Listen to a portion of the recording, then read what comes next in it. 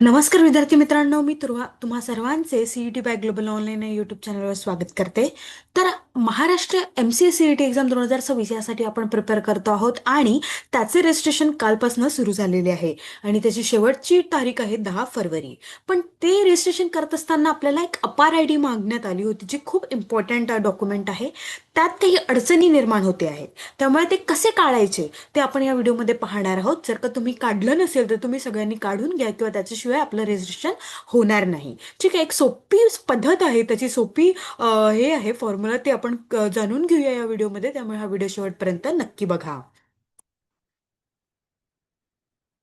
Global online आपल्यासाठी घेऊन आले आहे महाराष्ट्र MCCT एक्झाम 2026 यासाठीचा कम्प्लीट कोर्स. यामध्ये तुम्हाला डेली लाईव्ह लेक्चर्स मिळणार आहे, टॉपिक वाईज प्रॅक्टिस MCQs मिळणार आहे, फुल सिलेबस नोट्स मिळणार आहेत, फुल सिलेबस मॉक टेस्ट असणार आहे, फुल सिलेबस MCQ सिरीज असणार आहे, सोबतच लॅपटॉप आणि वेब व्ह्यू सुद्धा असणार आहे. आमची जी नवीन बॅच आहे ती येत्या 12 जानेवारीपासून आपण सुरू करतो आहे. जर का तुम्हाला एनरोल करायचं असेल तर दिलेल्या नंबरवर तुम्ही संपर्क करू शकता, किंवा ग्लोबल ऑनलाईन ॲप प्ले स्टोअरवरून डाउनलोड करू शकता. याची जी फीज आहे ती 4,000 रुपये आहे. आणि ग्लोबल ऑनलाईन ॲपवर तुमच्यासाठी खास आम्ही डेमो क्लासेसची सुविधा केलेली आहे, ते सुद्धा तुम्ही बघू शकता.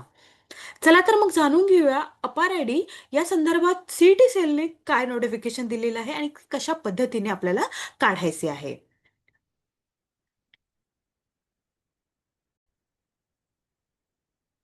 तर अशा पद्धतीने एक त्यांनी government of Maharashtra set common entrance test सेलने डिजी लॉकरचं सांगितलेलं आहे. अपार आय डी करण्यासाठी तुम्हाला प्ले स्टोअरवर जाऊन डिजी लॉकर हे ॲप डाउनलोड करावं लागेल, ज्यामध्ये डॉक्युमेंट्स तुम्ही कुठे आणि कधी वापरू शकता. ठीक आहे, त्याचं मॅन्युअल आपण इथे वाचून घेऊया. हां, यामध्ये यांनी सरळ सांगितलेलं आहे युजर आय डी कशा पद्धतीने काय काय करायचं आहे, ते आपण एकदा बघून घेऊया.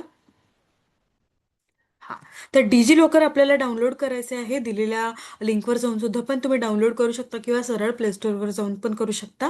त्यानंतर आपल्याला क्लिक ऑन लॉग इन किंवा रजिस्टर यामध्ये आपल्याला करायचं आहे. बघा, अशा पद्धतीने एक डिजी लॉकर तुमच्या समोर येणार आहे. इथे बघा लॉग इन, एक मिनिट, लॉग इन आणि रजिस्टर इथे ऑप्शन असणार आहे. तिथे जाऊन आपल्याला लॉग इन आणि रजिस्टर करावे लागणार आहे. ठीक आहे, त्यानंतर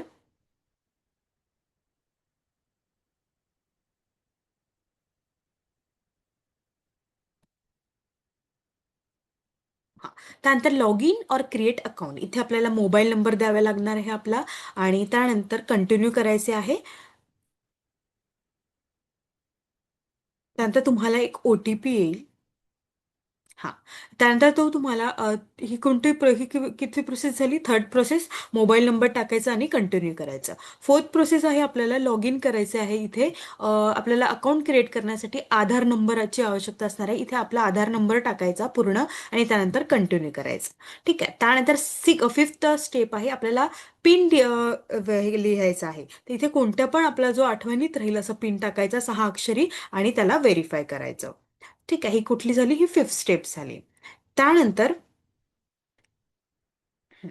सिक्स स्टेपमध्ये आपल्याला जेव्हा तुमचं आधार कार्ड हे होऊन जाईल, व्हेरीफाय होऊन जाईल, तेव्हा तुम्हाला अशा पद्धतीचं एक कार्ड दिसणार आहे.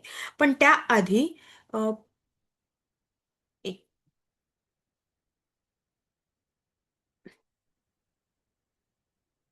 ओके, त्याआधी आपल्याला एक इमेज पण दिसते कधी कधी आपल्याला. तिथे आपला डेट ऑफ बर्थ आणि जेंडर अशा पद्धतीने पण टाकायला लागतं, किंवा मग रजिस्ट्रेशन नंबर. आपला जो जुना, तुम्ही जर का जुने विद्यार्थी असाल तर तुम्हाला रजिस्ट्रेशन नंबर किंवा मग PRN नंबर टाकावा लागतो.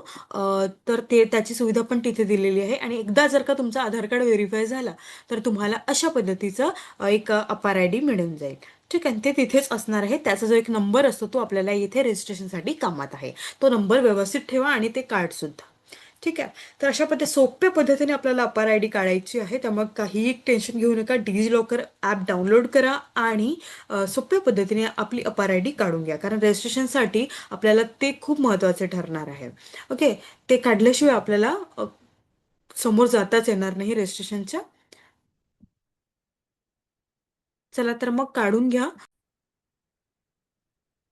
अपार आय डी काढल्यानंतर आपली सगळी एकंदरीत प्रोसेस सुरू होणार आहे आणि आपले जे एक्झामचं नाव आहे ते MCCET आहे, ते इंग्लिशमध्ये असणार आहे, कम्प्युटर बेस्ड असणार आहे, ऑब्जेक्टिव्ह आहे, MCQ सिरी आणि त्यानंतर 2 मार्क्स प्रत्येकाला आहे. 100 क्वेश्चन 200 मार्क्ससाठी आहे आणि आपली एक्झाम आहे 30 मार्च 2026ला.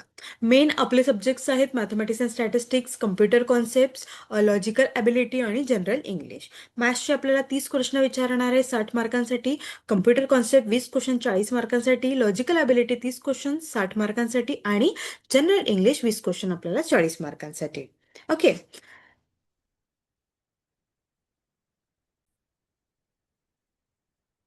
तर आमची नवीन बॅच जी आहे महाराष्ट्र MCA CET साठी ती 12 जानेवारीपासून आपण सुरू करतो आहे.